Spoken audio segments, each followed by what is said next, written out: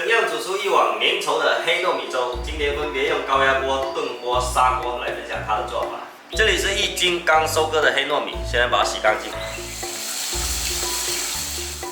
看这个，用清水洗出来，水的颜色不会很黑的。炖锅煮的，洗干净后放碗里，加入开水，先浸泡2个小时。浸泡2个小时后，把它放入炖盅。这里再给2宝炖一点大小米粥。 加入开水，炖的话水不要加太多，大概有1.5倍左右就可以。同样是加开水，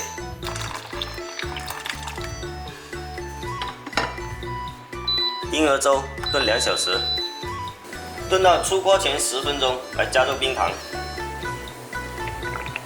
小心烫伤。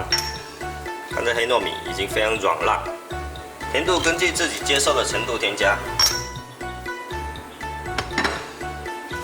砂锅煮的，洗干净后放锅里，加入少许冷水，盖上盖子，煮开5分钟后，让它焖到自然冷却。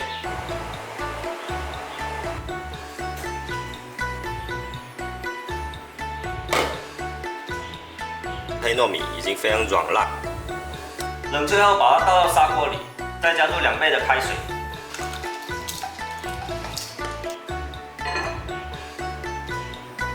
糯米粥一定要煲熟才能够加糖，可以根据自己的喜好添加白糖、冰糖或红糖。这是纯糯米粥的做法，还可以加一些五谷杂粮一起煲。高压锅最方便，洗干净倒到锅里，加入3倍的开水，煮开上气后压45分钟。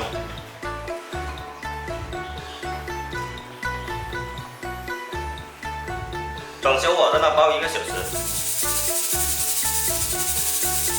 让它自然下气，再开盖，搅拌一下。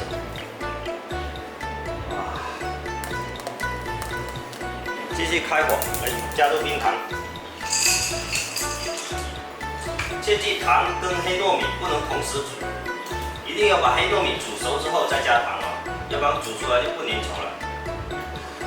除了冰糖，还可以加白糖、红糖，把糖煮融化就可以了。 搅拌一下，避免粘锅。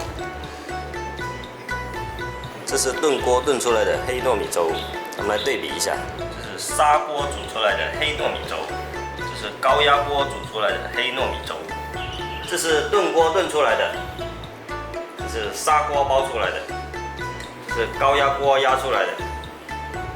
3种不同的烹饪方式，炖锅最粘稠，高压锅最省时间，砂锅最难洗。 黑糯米有滋补的作用，也是比较难消化的。如果小朋友吃的话，一次性不要吃太多，像这样1小碗就可以。我是小朋友，所以我也不能吃太多。非常粘稠，爽脆。还有2大锅啊，你们来帮忙吃。